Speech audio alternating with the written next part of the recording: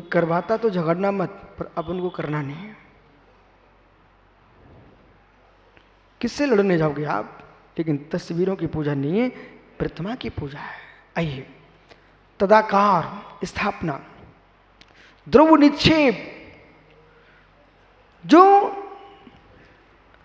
आज नहीं है, भविष्य में होगा अथवा भूत में हो चुका है, उसको वर्तमान में कहना ये द्रव निक्षेप है। जैसे जो व्यक्ति वकालत पढ़ रहा है उसको भी वकील बोल देते हैं, जो वकालत करना छोड़ दिए हैं वो भी वकील है। ये क्या है? ये द्रव निक्षेप। मास्टर अध्यापन कराता था, वो छोड़ चुका कार्य करना, तब भी वो टीचर ही कहलाता, अध्यापक कहलाता है। पंडित जी पंडिताई छोड़ दी, तब भी पंडित जी कहलाते हैं। और जो व्यक्ति पंडिताई पढ़ रहा है, भी पंडिता बना नहीं है, तब भी पंडित जी कहलाता है। ये क्या है? ये द्रव निक्षेप, भाव निक्षेप। जो जैसा है उसमें वो ही कहना। राजा करते राजा, पंडिताई करते पंडित, आयु प्रमाण काल, जब तक नहीं कर रहे तो नहीं है। इसको हम सिद्धांत में लगाते हैं। नाम जिन नाम, ठवन जिन परमाओ, दब जड़म जीवा, भाम जिड़म समोत्सम रथा।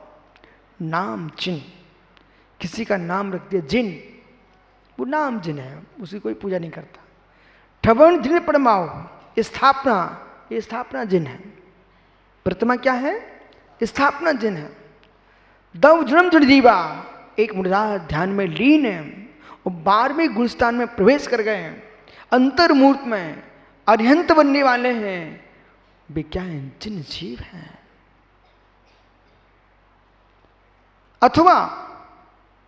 अथवा कोई जीव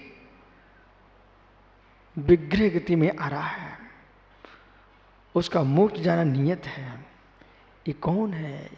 ये जिन जीव चला आ रहा है, द्रव्य जिन है।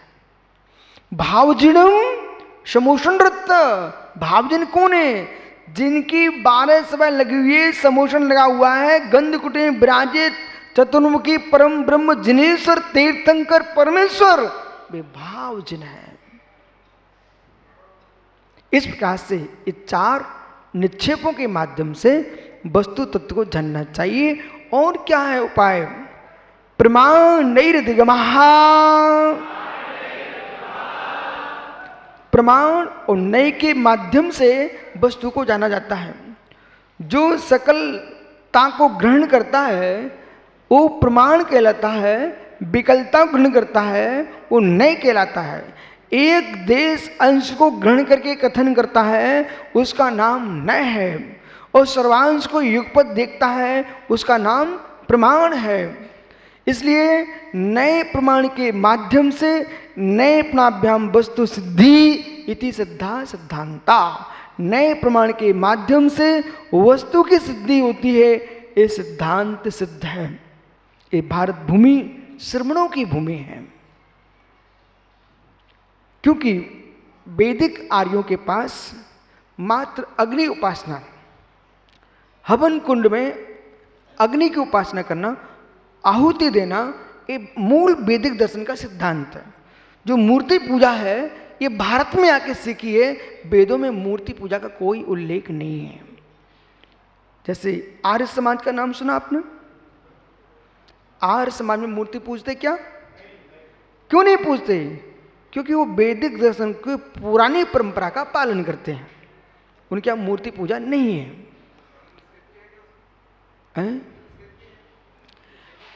ऐसा है सांख्य दर्शन में, सांख्येश्वर सांकनेश्वर 2 भेद हैं, ठीक है। और सबसे प्राचीन वैदिक दर्शन कोई है तो सांख्य दर्शन है। और सांख्य दर्शन में अध्यात्म का जो क्षेत्र है सांख्य के पास, वे बहुत सारी बातें वेदों की नहीं मानते, उपनिषदों की मानते हैं। शंकराचार्य जो आपके आदि शंकराचार्य हैं वे वेदों की परंपराओं को नहीं मानते हैं, वो उपनिषदों की प्रधानता से मानते हैं। मंडन मिश्र का और शंकराचार्य का जो शास्त्रार्थ हुआ था इसी बात पर हुआ था। उनका कहना था वेद की क्रियाओं को स्वीकार करो, मिश्र जी का। लेकिन शंकराचार्य का कहना था नहीं, एक अखंड आत्मा जो है वही परम ब्रह्म है। इसलिए मेरे पास बहुत सारे शास्त्र हैं, यानी शंकराचार्य भाष्य जो उपनिषदों पर उन्होंने भाष्य लिखा है, यहां तक कि दादा गोपाल दास जी जो वैदिक दर्शन के जो एकदम यूं को कट्टर जो लोग थे, उन्होंने आदि शंकराचार्य को छद्म बौद्ध कहा है। क्या कहा? छद्म बौद्ध। बोले क्यों छद्म बौद्ध बोल दिया? इसलिए बोला क्योंकि वैदिक दर्शन में देवों की आराधना है, खास उसको देवता के रूप में इंद्र को स्वीकार किया है। भो इंद्राय आगच्छागच्छ, सोमाय आगच्छागच्छ, कुबेराय आगच्छागच्छ, ये मंत्र लिखे हुए हैं, इंद्र के नाम पर ऋचाएं लिखी हुई है। तो जब वेदों में जो मंत्रों की आराधना है और उपनिषदों में आत्मा की बात है, जो आत्मा की बात की, अद्वैत की बात की, बौद्ध दर्शन में विज्ञान अद्वैत, शून्य अद्वैत, चित्र अद्वैत, बहुत सारे अद्वैत सिद्धांत हैं। जो अद्वैत की प्रधानता से शंकराचार्य ने व्याख्या की तो उनको स्पष्ट लोगों ने बोल दिया कि शंकराचार्य का दर्शन जो है बौद्ध दर्शन से प्रभावित है। ऐसा लिखा स्पष्ट है। माधव सेनाचार्य ने भी, माधवाचार्य ने भी अपने षड दर्शन में इन बातों को जिक्र किया है। तो इसलिए अब समय जो है दार्शनिक पक्षों को लेकर के झगड़ने का नहीं है। जो समय चल रहा है भारत की अखंडता का है। इन दार्शनिक पक्षों को लेकर के आप इतिहास में जाओगे ना तो वैष्णव मंदिर तोड़े शैव्यों ने, शैव मंदिर तोड़े वैष्णवों ने, आपस में इतने लड़े तो तुलसीदास जी को एक बात सूझ गई, इन दोनों को एक कैसे बनाया जाए। तो ये तो तुलसीदास की कृपा बरस गई हिंदू दर्शन के ऊपर। उन्होंने दोनों को एक करने का बहुत प्रयास किया, बहुत बड़ा प्रयास किया। उन्होंने क्या किया, रामायण में, रामचरितमानस में एक जगह लिख दिया श्री राम शिव की आराधना कर रहे हैं। तो एक जगह उन्होंने लिख दिया, तुलसीदास जी ने, शिव राम की आराधना कर रहे हैं।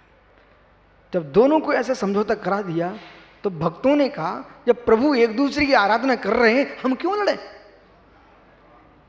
एक वैदिक दर्शन के लिए बहुत बड़े एक कर्णधार बन के आए तुलसीदास कि ये दोनों एक दूसरे के मंदिर तोड़ रहे थे। इतिहास में देख लीजिए आप।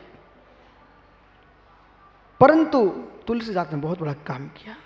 आचार्य समंतोद्ध स्वामी ने आप जैनियों से कहा, जब पूरा देश, जैनी नहीं पूरा देश इस बात पर लड़ रहा था, हम क्षत्रिय, हम ब्राह्मण, हम जैन, शूद्र, ये चार वर्णों पर युद्ध चल रहा था, तब समंतोद्ध स्वामी ने लिखा। प्रत्युष कहोगे क्या लिखा?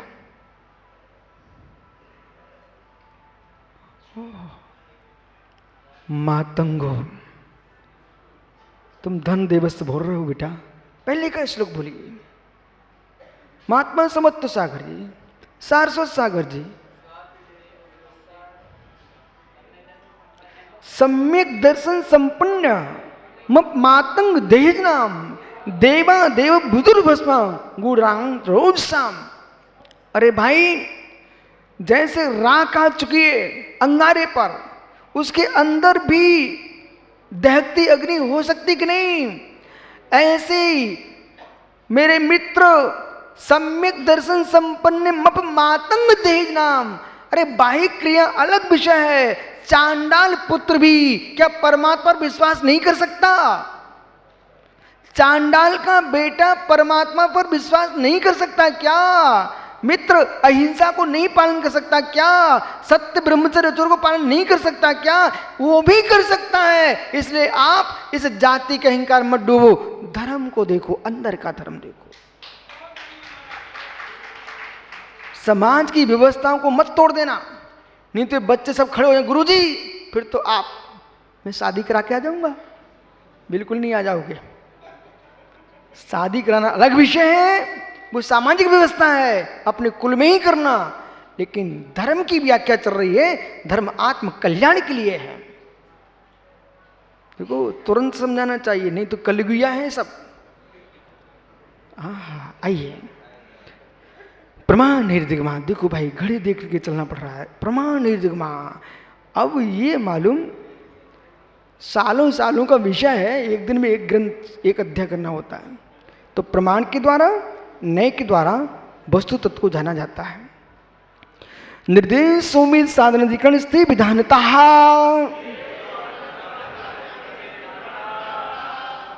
और हम कैसे जाने? निर्देश सम्यक को कहूंगा। सौमी अधिकारी, सम्यक का सौमी आत्मा, जीव द्रव्य, साधन सम्यक उत्पत्ति के साधन, जैसे कि मनुष्य, पशु। इधर देखो, इन बिम्बों को धातु पत्थर मत बोल देना मत बेटा। आज के युग में धर्म समझाना बड़ा सरल हो गया है, बहुत सरल हो गया है। रात्रि के 12 बजे भी मोबाइल लिए घूमते रहते हो, अब से क्या दिखता है उसमें? कोई रहता है क्या बेटा उसमें? लेकिन मोबाइल के चित्रों को देख देख के विचित्र भाव होते कि नहीं? और चित्र देख देख कर अपने चारित्र नष्ट करते लोग। जब चित्रों को देख करके वासना उत्पन्न कराते हो आप बेटा, तो वीतरागी अरहंत के बिंब देख करके आपको वीतरागता कैसे प्रकट नहीं हो सकती?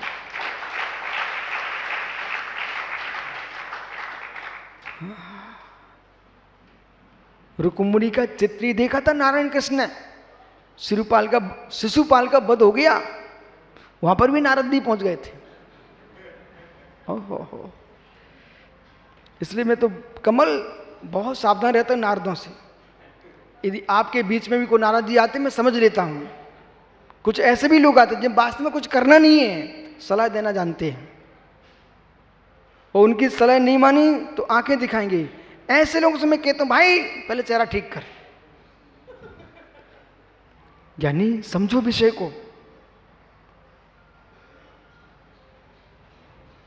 जब भी कोई विशेष बन के आए, सबसे पहले उसको सामान्य में डालो, फिर बात करो। बोले विशेष बन के आया है, ढंग से बात नहीं करेगा, उसको सामान्य में डाल दो, अब तुम बात करो। बोले कैसे? जैसे माताओं से पूछो ना, माँ कितनी मोटा करेला हो, कितनी कड़वा करेला हो, तुम लोग कितने ज्ञानी हो, बोले डालो इसको इमली के पानी में, डालो इसको नमक के पानी में, डालो इसको खटाई में। बोले बेटा तुम कितने कड़वे हो, हम तुम्हें खटाई डाल के तुम्हें पूरी कड़वाहट निकाल देंगे। ऐसे ज्ञानी लोग होते विश्व सागरी, जो विशेष बन के आते हैं, उनको डालो सामान्य के पानी में। अब तुम सामान्य हो जाओ, फिर तुमसे बात करते हैं।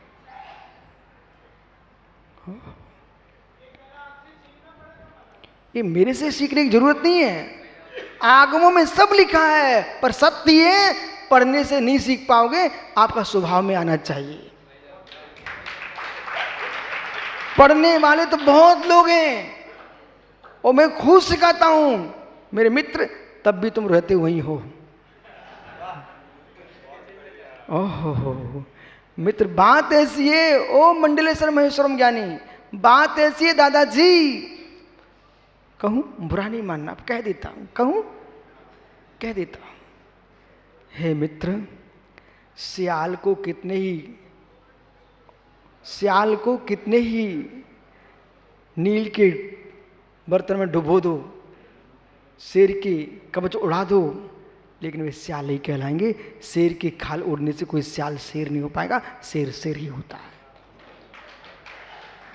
इसलिए पुस्तकें पढ़ करके तुम ज्ञानी नहीं बन पाओगे, कुछ आपको जन्म जाति अपनी प्रज्ञा लेके आना पड़ेगा।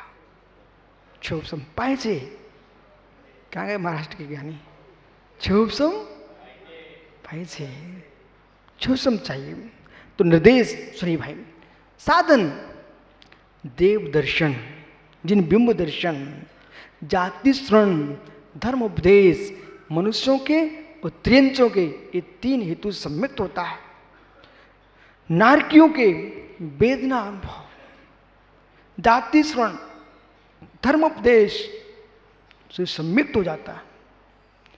वेदना भी सम्मिलित का कारण बनाती है। देवों में जाति श्रण, जिन महिमा दर्शन, देव रिद्धि दर्शन से सम्मिलित हो जाता है।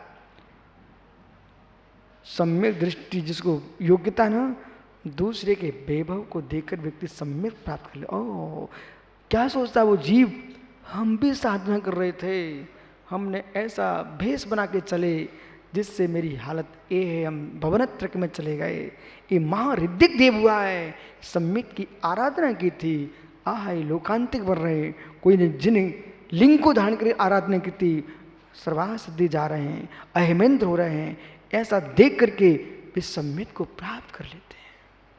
इसलिए भैया इस शब्द को सुनकर के, इस शब्द को सुनकर के अंकुर, इस शब्द को सुनकर बेटा क्या समझना है? कोई देश में धनपति है, उसे गाली दे करके, ईर्षा करके, जितना चुटकू भर पुण्य तुम्हारा उसे नष्ट मत कर लो। ऐसा क्यों नहीं सोचते हो? इसने विशिष्ट साधना की थी, दान दिए थे, इसलिए धन मिला है, हम भी ऐसा करें, हमें मिलेगा। पर इतनी सी बात के लिए बहुत पुण्य चाहिए। ज्ञानियों के गुणों की व्याख्या करने के लिए प्रचंड पुण्य चाहिए, निंदा करने वाले पापी बहुत हैं। बहुत पुण्य चाहिए, बहुत चाहिए। इसलिए पुण्य काम करना चाहते हो तो मित्र, बिना पुण्य काम किए पुण्य बढ़ाने की विद्या मैं सिखाता हूं आपको। वो पूछो अम्मा सुल्तानवती से, इनसे पूछो तुम कितने करोड़ दान देती हो, पूछो जरा। यदि दान करोड़ों को देती है तो मैं माताजी नहीं मानता उनको। अब लोग तुमको दोनों तरफ से फंसाता हूं।